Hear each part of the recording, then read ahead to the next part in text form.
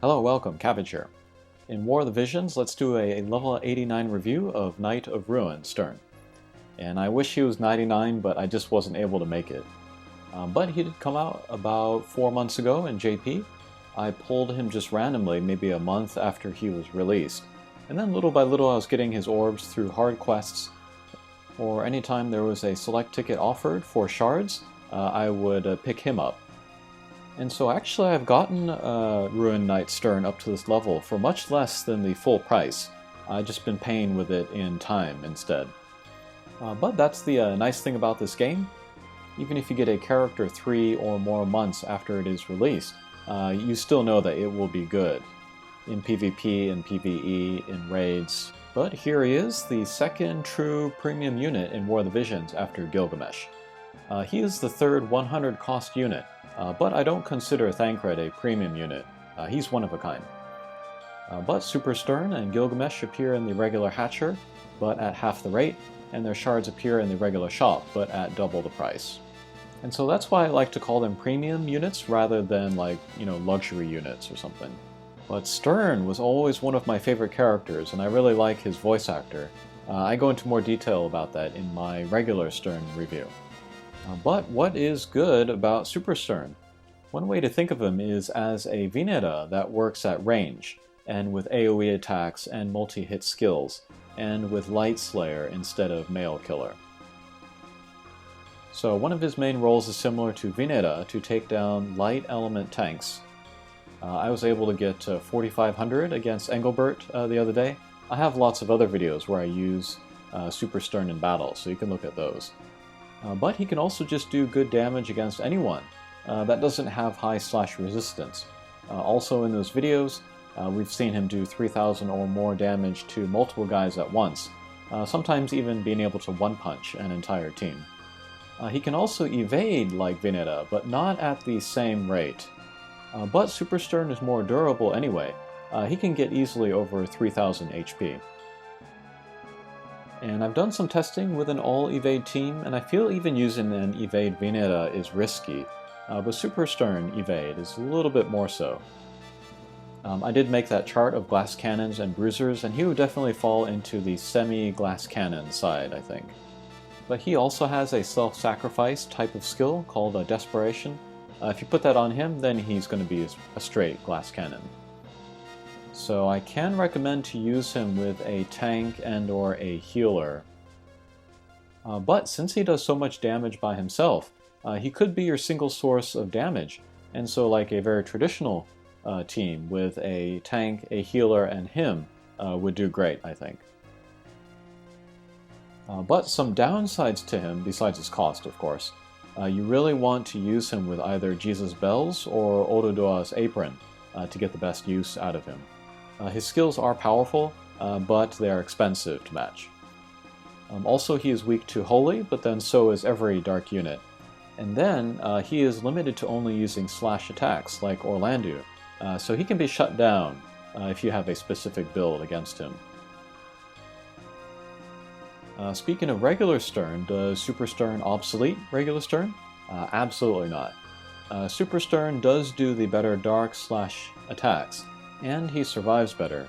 But regular Sterne still has some kind of strange niche abilities like Drain Force and Anton and Pierce attacks that will always be useful for the people willing to take advantage of them. I think some people, even in JP, they pointed to Super Sterne when he was released as a harbinger of power creep, but that's too simplistic a view. Even with the same element and same main attack type as the regular Sterne, there's still room for both of them. They still have their roles to fill. So again, power creep's being handled well by this game. Also, some people have said that these premium units are like a new, better form above the standard forms, but that's not the case either. Really, cost 100 versus cost 80 or 70 is not that big of a difference. Gilgamesh is extremely versatile, and Super Sterne does so much damage that it's funny, but they aren't leaps and bounds above other units. Let me know when there are cost 150 or cost 200 units, then I'll entertain the idea of those being higher forms or power creep accelerating. But next, let's look at the jobs and skills. Main job is Ruin Knight, and then Samurai and Assassin, so yeah, all slash attacks. And then we can look at the skills one by one. Main job Ruin Knight. Here is Mighty Break, and I think this might be his best attack. But we see that insane range, and a very low AP cost actually, and you can use it many times per battle. So this actually kind of reminds me of Jamming Thrust, one of the best attacks in the game. But does pretty good damage, and then also has an attack break. That attack break is nice, kind of icing on top. Even if it didn't have the break, I would still consider this his best attack. And then we have a self-buff, attack and accuracy up.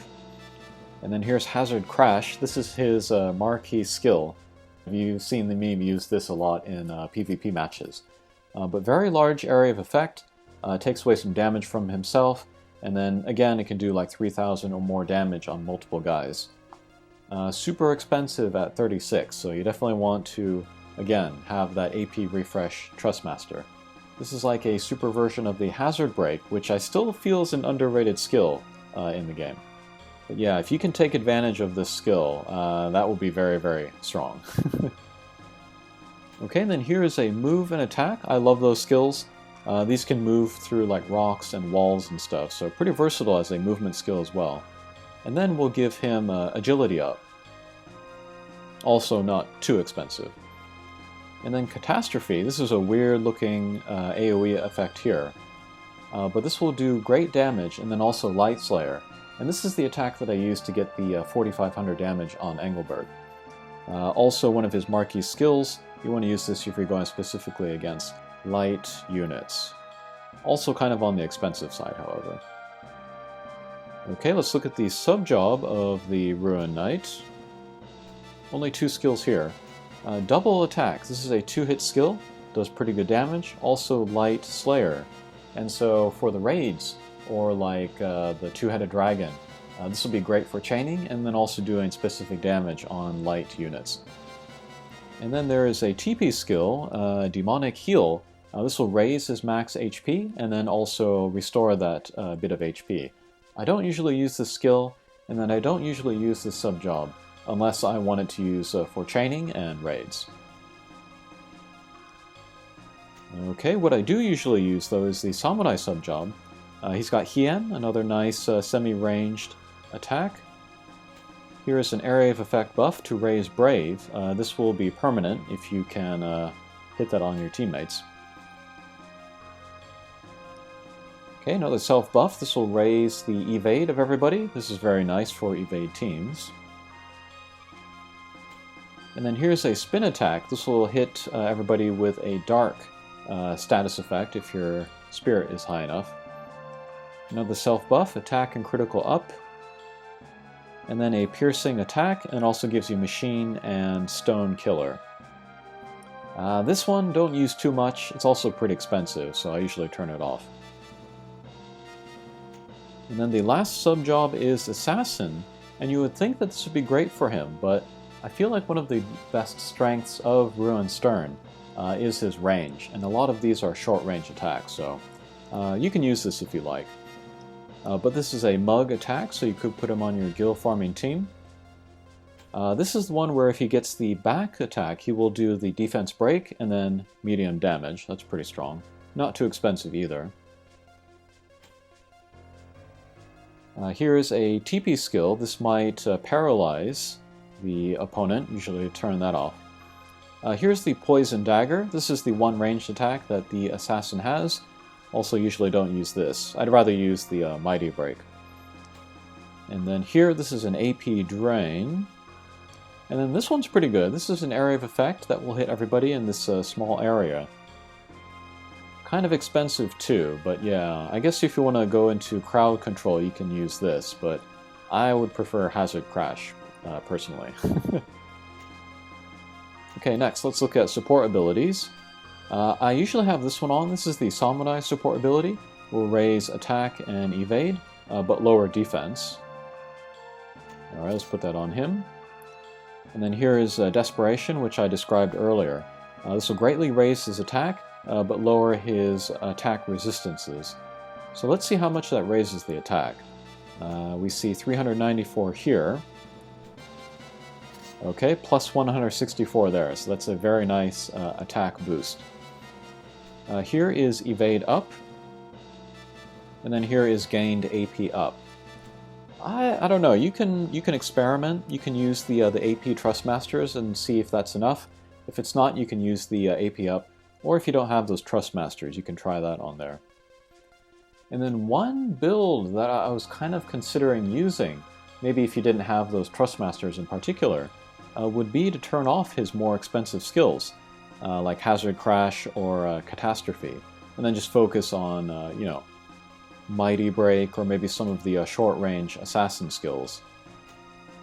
And that might be more manageable as far as AP, but yeah, he wouldn't be as much of a crazy damage source as usual.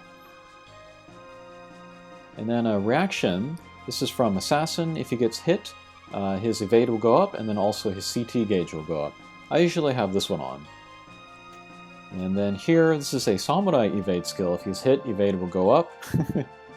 And then this one, this is the Ruin Knight reaction ability. If he is hit, his slash attack will go up. So yeah, they're all pretty good, but I usually have the Assassin one on. And then here is the Master ability, Defense Piercing plus 20, and then slash attack up 10. I've said this many times, but I feel like attackers these days, they really want piercing, or they want slayers, or breaks, or something. So Super Sterne has all three of those actually, so that makes him maybe the best attacker in the game. Alright, and then Limit Break is a lot of fun and very strong, but big damage, and then Drain. So even though he's using some skills that will drain his own HP, he can get it all back from this. And it's pretty funny when he uses this to finish a chain and he does 9999 damage, and then he heals for 9999 HP. He will never have that much HP, but it's nice to know that he can get it. Hits at range 2, so that's very cool. Alright, let's talk about equipment.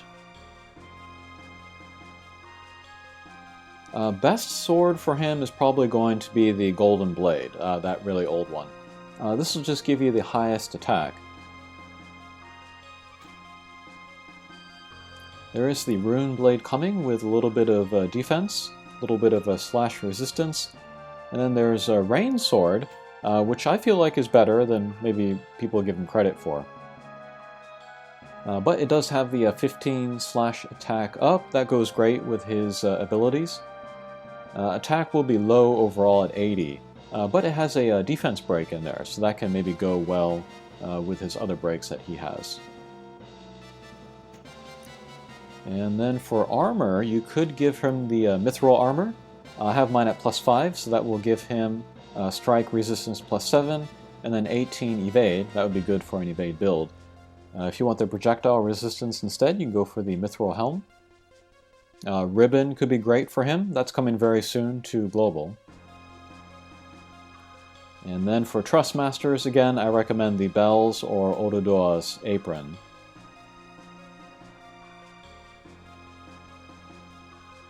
And then, if we look at his own Trustmaster, this is a heavy armor. The usual suspects can equip that there. But so-so HP at 400, so-so defense at 10, critical 12 is nice. And then the active ability is 3 turns. His single target attack resistance will go up. So I read this as Holy Resistance, which is perfect for him. It's a good Trustmaster, maybe one of the better ones out there, but I don't want to praise it too much because I don't want people to, aim for 99 just for this Trustmaster. But yeah, if you use Super Sterne in PvP, you want to aim for teams that have low slash resistance. So that could be like magic users, maybe gunners and stuff. Oh, and we didn't look at his status, but he has resistances to slash, strike, and projectile, weakness to magic and pierce. I never go against magic users with this guy, especially if they have holy, so yeah. Okay, maybe the most difficult question to answer in the game, and I struggled with this when I did the Gilgamesh review video. but do I recommend going for him or any premium unit? Premium units are worth the effort or the time or the money that you put into them. People that have 89 or 99 Gilgamesh, I think they would agree with me. And I personally feel like the premium units are the most exciting in the game, and I look forward to the next one in JP, which is coming out in a couple months. But do I recommend going for them? Then I'm going to say no. Not for whales, not for free-to-play players. Just takes too much to invest. But if you love the character, like how I love Sterne here, then it'll be a lot of fun building them up and then using them once you're done. And they are really kind of like show-offy pieces, so if you wanted to have some swagger in the game, then a premium unit is a good way to do that. If you already have a maxed Vineta, then you kind of have that role filled, where if you're just going after light element tanks. Also, if you had a whole bunch of dark slash units already, maybe you would need Sterne less. Sterne is better than all of the others, of course, but if you already have a team of 4, for example, then maybe you can pass on Super Sterne. Also, if you have Orlandu or Gilgamesh at 89 or higher, then you're probably covered for slash attackers that can do range and AoE. But if you had none of those things that I just mentioned, Super Sterne might be a good pickup for you. In my case, I had a max Vineta, but she didn't fit my playstyle. I didn't enjoy using her. And while I did have a bunch of dark slash units, I didn't have either Orlandu or Gilgamesh, so by the standards I just laid out, Super Sterne was a fairly good investment. But I am super happy to have him, and I look forward to making him 99 in a week or two, maybe? Okay, to end the video, let's look at how evady Super Sterne can get compared to Vineta. And then for target practice, I'm going to bring Mont with Excalibur. That will give him some accuracy. And then for Vineta, I'm giving her a bunch of evade stuff. Super Sterne, I'm not giving as evady equipment because he does want to use the Golden Blade for attack, and then the bells for the AP. And then for the support abilities, Super Sterne has both the Samurai and Assassin evade up. Vineta has just the single evade up support ability. And then all 3 of those are maxed to 20. Okay, so with Mont, let's attack from the front. 1% on Vineta, and 40% on Super Sterne. Next, let's attack from the side. 16 on Vineta, and 55 on Super Sterne. And then attacking from behind, 31 on Vineta, and 70 on Super Sterne. So, yeah, Super Sterne, he is evady, not as much as Vineta, though. Next, let's use the self-buffs. So we'll use the Thief, Shadowcast I think it is. And then Super Sterne, he will use his Samurai, AoE self-buff. And then let's see how hard they are to hit now. Alright, so we'll attack from the front again, 0. And Super Sterne, 15. From the side, 0 and 30. And from the back, 0 and 45. So yeah. You could give more evade stuff to Sterne, but I think at that point you're taking away too much from his attack, so I don't know if it'd be worth going beyond that. So that's something to keep in mind while you're thinking of putting together builds and teams for Super Sterne. Alright, if you're going to pull for him, good luck. He does have half the rate, so I wouldn't try to spend too much Lapis trying to pull him, because it's going to be a lot of Lapis afterwards to level him up. Alright, I'm looking forward to see how the global players like him. Thanks for watching, and we'll see you again. Take care.